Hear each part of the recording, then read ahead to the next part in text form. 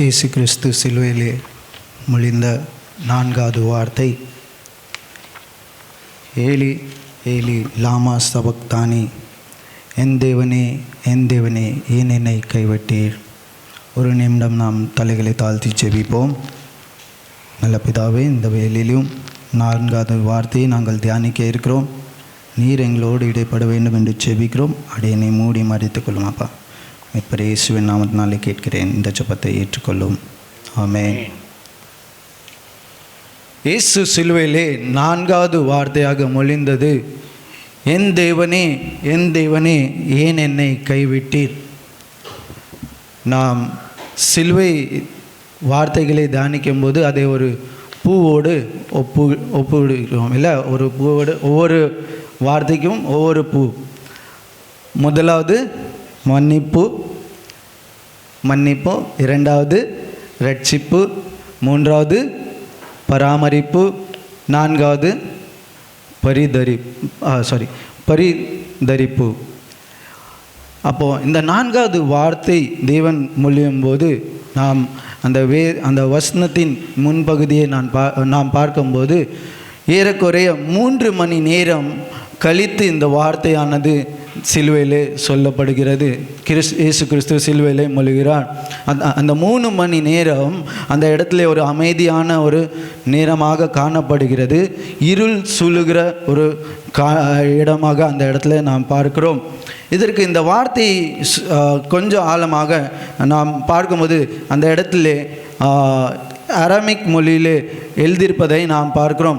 வேதத்தில் இந்த இடத்துல நாம் அந்த வார்த்தையானது இந்த 7 வார்த்தைகளிலும் இந்த ஒரு வார்த்தை மாத்திரம், நான்காவது வார்த்தையை மாத்திரம் நாம் பார்க்கும்போது அது வெறும் தமிழில் மாத்திரம் இல்லை, வெறும் நம்ம காமனாக யூஸ் பண்ணுகிற ஒவ்வொரு பைபிளோட அந்த லாங்குவேஜில் மாத்திரம் எழுதாமல் அந்த எந்த ஒரிஜின்லேருந்து அது அந்த வார்த்தை கூறப்பட்டதோ அந்த ஒரிஜினில் அந்த லாங்குவேஜில் அது எழுதப்பட்டிருக்கிறதாக நாம் பார்க்கிறோம். அப்போ இது இன்னொரு காரியம் என்ன என்று பார்த்தால், இந்த வார்த்தை மாத்திரம் நீங்கள் 2 சுவிசேஷ பாடத்திலே நாம் பார்க்கலாம். ஒன்று மத்தேயு 27:46, இன்னொன்று மார்க்கு 15ஆம் அதிகாரம் 34ஆம் வசனம். ஆனால் இந்த 2 இடத்திலுமே ஒரே வார்த்தையாக இருக்கிறது, ஒரே அர்த்தமாக இருக்கிறது. ஆனால் அங்கே பார்த்தீங்கள் என்றால் வார்த்தைகள் வித்தியாசம் அடைவதை நாம் பார்க்கலாம். மத்தேயு 27:46 இப்படியாக சொல்லப்படுகிறது, ஏலி ஏலி லாமா சபக்தானி. அதே இது நீங்கள் மார்க்கு 15ஆம் அதிகாரம் 34ஆம் வசனத்தை நீங்கள் பார்த்தீர்கள் என்றால் எல்லோயி எல்லோயி லாமா சபக்தானி. அப்போ இந்த 2 வார்த்தைக்கும் வித்தியாசம். ஏன் இந்த வார்த்தைகள் வித்தியாசம் ஆகிறது என்று பார்க்கும்போது, இயேசு கிறிஸ்து சிலுவையிலே அந்த வார்த்தையை சொல்லும்போது அரமிக் மொழியிலே பேசுகிறதாக நாம் பார்க்கிறோம். அரமிக் மொழியிலே பேசுகிறார். இந்த வார்த்தையானது அரமிக் மொழியிலே பேசப்படுகிறது. இயேசு கிறிஸ்து அரமிக் மொழியிலே பேசி கொண்டு இருக்கிறார். அப்போ இந்த வார்த்தையானது அரமிக் மொழியிலே சொல்லப்படுகிறது. ஆனால் மத்தேயு சுவிசேஷர் இந்த சுவிசேஷ பாடகத்தை எழுதும்போது யாரை முன்குறித்து எழுதுகிறார் என்றால், யூதர்களை முன்குறித்து எழுதுகிறபடியால் இந்த வார்த்தை ஏலி ஏலி என்று என்ன சொல்லப்படுகிறது, யூதர்களுக்கு புரிகிற பாஷையில் எழுதப்பட்டபடியால் இது ஏலி ஏலி லாமா சபக்தானி என்று எழுதப்படுகிறது. அதே இது மார்க்கு நீங்கள் வரும்போது, மார்க்கு சுவிசேஷம் எழுதப்படும் போது யாரை குறிப்பிட்டு எழுதப்படுகிறது என்றால், ரோமர்களையும் புறஜாதி மக்களுக்கும் புரியும்படியாக அது எழுதப்படுகிறபடியால் அது அந்த இடத்துல நாம் பார்க்கிறோம் ஏலோயி ஏலோயி லாமா சபக்தானி இந்த இப்படி என்று அந்த மார்க்கு சுவிசேஷத்தில் நாம் பார்க்கிறோம். இந்த ஹிப்ருக்கும் அரமைக்கும் இந்த 2 லாங்குவேஜ்க்கும் நம்ம தமிழும் மலையாளமும் எப்படி நம்ம பேசுனா ஒருத்தருக்கு ஒருத்தர் நம்ம என்ன பண்ணிக்கலாம், புரிஞ்சு கொள்ளலாம். அதே மாதிரி தான் இந்த அரமைக்கும் ஹீப்ரியும் 2 மொழிகளும் ஒரு சிமிலரான ஒரு லாங்குவேஜாக காணப்படுகிறது. சரி, இது இந்த வார்த்தையினுடைய பின்பகுதியாக இருக்கிறது. இந்த வார்த்தையின் மூலமாக தேவன் என்று நம்மளோடு என்ன பேச விரும்புகிறார் என்று 3 பாயிண்ட் மூலமாக மிக சிறிய நேரத்தில் நான் இதை முடிக்க விரும்புகிறேன். முதலாவது, இந்த வார்த்தை கூறும்போது அந்தகாரம் சூழ்ந்து கொள்கிறதை நாம் பார்க்கிறோம். அப்போ இந்த அந்தகாரம் எதற்காக சூழ்ந்து கொள்கிறது என்று நாம் பார்க்கும்போது, இந்த அந்தகாரம் சூழும்போது எந்த விதமான கிளைமேட் சேஞ்சஸோ இல்லை எந்த விதமான வெதர் கண்டிஷன்ஸ் சேஞ்சஸ்னால வந்தது கிடையாது. இந்த டார்க்னஸ் வந்ததுக்கான காரணம் எந்த விதமான நேச்சுரல் ரிசோர்ஸ் மூலம் இல்லை கிளைமேட்டிக் சேஞ்சஸோ வெதர் கண்டிஷன் மூலமாக வந்ததில்லை. ஆனால் இந்த இடத்துல ஒரு அந்தகாரம் சூழ்ந்து கொள்கிறது. அப்போ ஏன் இந்த அந்தகாரம் சூழ்ந்து கொள்கிறது என்று நாம் பார்க்கும்போது, இதற்கு ஆதாரமாக நாம் ஏசாயா 53ஆம் அதிகாரத்தை நாம் எடுத்து வைத்துக் கொள்வோம். ஏசாயா 53ஆம் அதிகாரம் 10ஆம் வசனத்தை எடுத்தவர்கள் யாராவது ஒருத்தர் வாசிக்கலாம். ஏசாயா 53:10.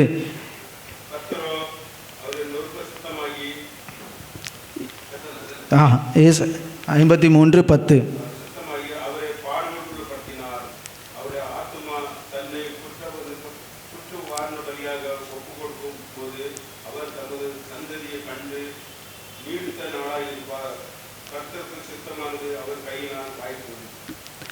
எல்லா மனிதர் ஏசாயா 53:10. எல்லா மனிதருடைய பாவமும் அக்கிரமங்களும் மீறுதல்களும் பாவம் நிவாரண பலியாக அவர் மேல் சுமக்கப்பட்டதன் நிமித்தமாக இந்த அந்தகாரம் சூழுகிறதை நாம் பார்க்கிறோம். எல்லாருடைய பாவங்கள் உலக பிரகாரமான ஆதியிலிருந்து ஆதாம் காலத்திலிருந்து இந்த உலகம் முடிய பரியந்தமும் ப்ரெசன்ட், பாஸ்ட், ப்ரெசன்ட், ஃப்யூச்சர், இந்த 3 இதற்காகவும் இந்த அந்த இயேசு கிறிஸ்து அந்த பாவத்தை தன்மேல் சுமந்திருக்கிறதுனாலே அந்த இடத்துல ஒரு அந்தகாரம் சூழுகிறதை நாம் பார்க்கிறோம். அந்த அந்தகாரம் சூழுகிறதை நாம் பார்க்கிறோம். ஏசாயா 53:4 அதே அதிகாரத்திலே 4ஆம் வசனத்தை நாம் பார்க்கும்போது, மெய்யாகவே அவர் நம்முடைய பாடுகளை ஏற்றுக்கொண்டு நம்முடைய துக்கங்களை சுமந்தார், நாமோ அவர் தேவனால் அடிபட்டு வாதிக்கப்பட்டு சிறுமைப்பட்டவர் என்று எண்ணினோம். அவர் நம்முடைய பாவங்களுக்காக நம்மளுடைய மீறுதல்களின் நிமித்தமாக அவர் அடிக்கப்பட்டும் நொறுக்கப்பட்டும் இருந்தது நிமித்தமாக அந்த இடத்துல ஒரு அந்தகாரத்தை சூழ்கிறதை நாம் பார்க்கிறோம். இந்த இயேசு கிறிஸ்துவானவர் இந்த உலகத்திற்கு உலகத்தின் ஒளியாக இருக்கிறார். ஆனால் இந்த ஒளியானது இந்த நேரத்தில் இந்த பரிசுத்தமாக காணப்படுகிற இயேசு கிறிஸ்துவானவர் பரிசுத்தமுள்ள ஒரு தேவனாக இருக்கிறார். அந்த பரிசுத்த தேவன் ஒளியாக இருக்கிறார். ஆனால் இப்போ அந்த ஒளியானது அந்த பரிசுத்த இயேசு கிறிஸ்துவின் மேலே பாவமும் சாபமும் சுமத்தப்பட்டது நிமித்தமாக அந்த இடத்துல ஒரு இருள் சூழுகிறதை பார்க்கிறோம். அந்த ஒளியானது இருள் சூழ்ந்தது நிமித்தமாக இந்த உலகத்தின் முழுவதும் அது இருள் சூழ்ந்ததாக காணப்படுகிறது. அதன் நிமித்தமாக அந்த இடத்துல ஒரு பிரிவினையை நாம் பார்க்கிறோம். அந்த பிரிவினையை நாம் பார்க்கிறோம். அந்த யாருக்கு மத்தியில் ஒரு பிரிவினை வருகிறது? பிதாவுக்கும் குமாரனுக்கும் ஒரு பிரிவினை வருகிறது. ஆனால் இந்த இடத்துல நீங்கள் பார்த்தீர்கள் என்றால் எல்லா வார்த்தையும் அவர் கூறும்போது பிதாவே என்று அவர் என்ன பண்ணுகிறார்? கூறுகிறார். ஆனால் இந்த வார்த்தையில் மாத்திரம் அவர் என் தேவனே என் தேவனே என்று கூறுகிறார். ஏன் என் தேவனே என் தேவனே என்று கூறுகிறார் என்று நாம் பார்க்கும்போது, ஏனென்றால் அந்த பாவமானது அவர் மேல் சுமக்கப்பட்டது நிமித்தமாக அவர் தன்னை தானே பிதாவே என்று கூப்பிடத்தக்கதாக நான் பாத்திரன் அல்ல என்றது நினைத்தது நிமித்தமாக அவர் பிதாவே என்று கூப்பிடாமல் என் தேவனே என் தேவனே என்று இந்த இடத்துல கூப்பிடுகிறதை நாம் பார்க்கிறோம். அப்போ என் தேவனே என்று கூப்பிட்டு விட்டு அவர் சொல்கிறார், ஏன் என்னை கைவிட்டீர்? அப்போ அந்த இடத்துல ஒரு ஒரு கேப் வருகிறது, இல்லை ஒரு பிரிவினை வருகிறது. பிதாவுக்கும் குமாரனுக்கும் நடுவிலே பிரிவினை வருகிறது. அப்போ நாம் பார்க்கும்போது தேவன் இயேசு கிறிஸ்து இந்த உலகத்திலே மனிதனாக இங்கே இந்த உலகத்தில் வந்தபோது அவருக்கும் பிதாவுக்கும் ஒவ்வொரு நிமிடமும் ஒரு உறவு இருந்தது. ஒவ்வொரு நிமிடமும் இந்த சிலுவையிலே அந்த சிலுவை அடிக்கப்படும் முன்னதாகவே அவருக்கு ஒவ்வொரு நிமிடமும் அவருக்கும் குமாரனுக்கும் ஒரு உறவு இருந்தது. ஆனால் இந்த நேரத்திலே மாத்திரம் ஒரு பிரிவினை உண்டாடுகிறது. அப்போ இயேசு கிறிஸ்துவுக்கும் தேவனுக்கும் உறவுகள் எப்படி இருந்தது என்று வெவ்வேறு வசனத்திலே நாம் பார்த்தோம் என்றால், முதலாவது யோவான் எழுதின சுவிசேஷம் 8ஆம் அதிகாரம் 16ஆம் வசனத்தை நாம் பார்ப்போம். யோவான் 8ஆம் அதிகாரம் 16ஆம் வசனம். எடுத்தவர்கள் வாசிக்கலாம்.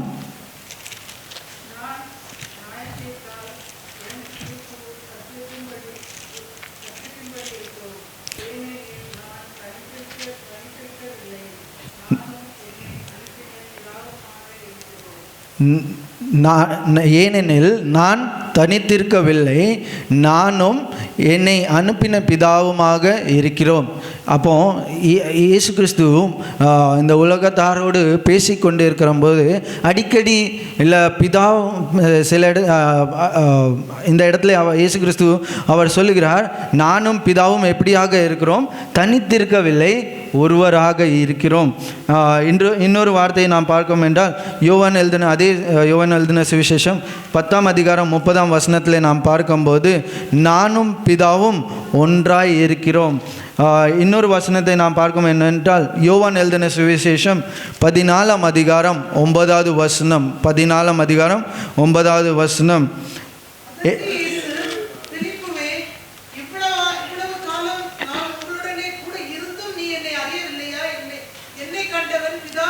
என்னை கண்டவன் பிதாவை கண்டான்.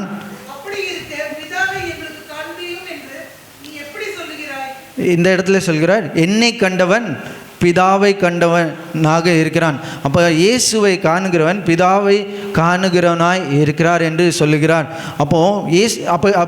அப்படி சொல்ல வேண்டும் என்றால் அந்த குமாரனும் பிதாவும் ஒருவராக இருக்கிறார்.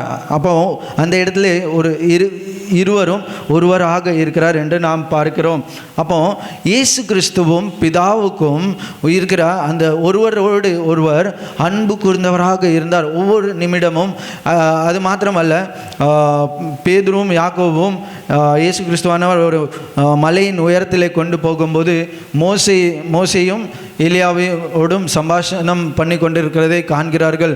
அப்பொழுது இறங்கி வரும்போது பேதுரு சொல்லுகிறார், ஆண்டவரே, நான் உமக்கும் மோசைக்கும் எலியாவுக்கும் இந்த இடத்துல என்ன பண்ணுகிறோம், உமக்கு சித்தமானால் கூடாரத்தை நாங்கள் போடுகிறோம். அப்போது வானத்திலேருந்து ஒரு சத்தம் ஒளியின் இதிலே ஒரு சத்தம் வருகிறது. என்ன சத்தம்? இவன் என் நேசகுமாரன், நான் இவனில் பிரியமாக இருக்கிறேன்.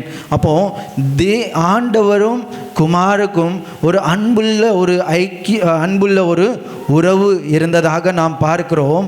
ஆனால் இந்த சிலுவை தொங்குகிற இந்த நேரத்திலே அந்த உறவானது துண்டிக்கப்படுகிறது. இந்த சிலுவை ஏன் துண்டிக்கப்படுகிறது என்று அந்த 3வது பகுதியில் நாம் பார்க்கும்போது மறுபடியுமாக இயேசு கிறிஸ்து இந்த உலகத்திற்காக அவர் இந்த தேவனுடைய பிதாவின் சித்தத்தை செய்ய இந்த உலகத்திற்காக வந்தார். பிதாவின் சித்தம் என்னதாக இருந்தது?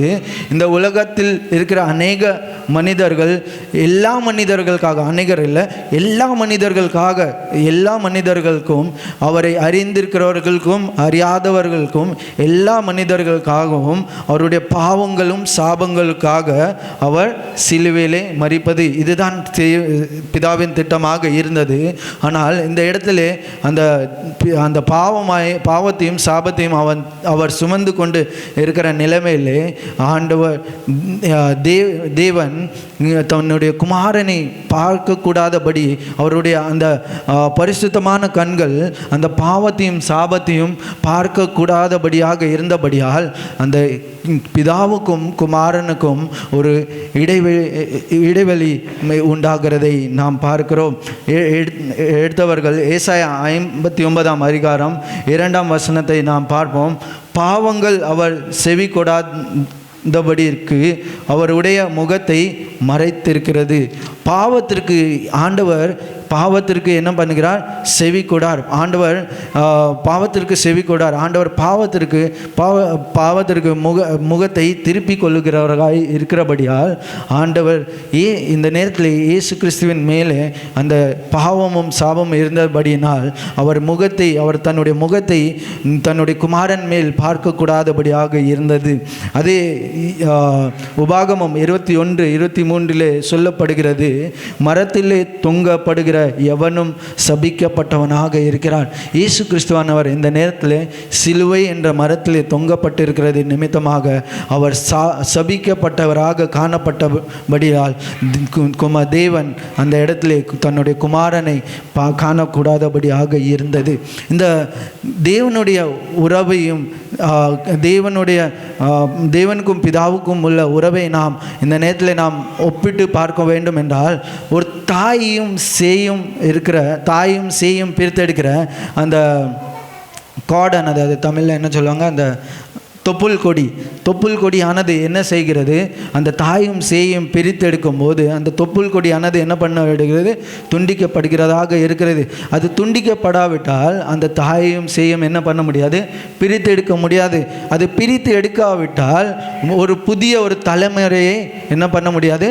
உண்டாக்க முடியாது. அதே போல தான் இந்த இடத்துல நாம் பார்க்கிறோம், பிதாவுக்கும் குமாரனுக்கும் அந்த உறவானது இந்த உலகத்திலே துண்டிக்கப்பட்டது நிமித்தமாக ஒரு புதிய உறவை நம்மளுக்கு கொடுத்திருக்கிறார். அந்த உறவு தான் இன்றைக்கு நாம் நம்மளுடைய தேவனை பார்த்து நாம் என்ன பண்ண முடியும்? அப்பா பிதாவே என்று கூப்பிட முடியுது.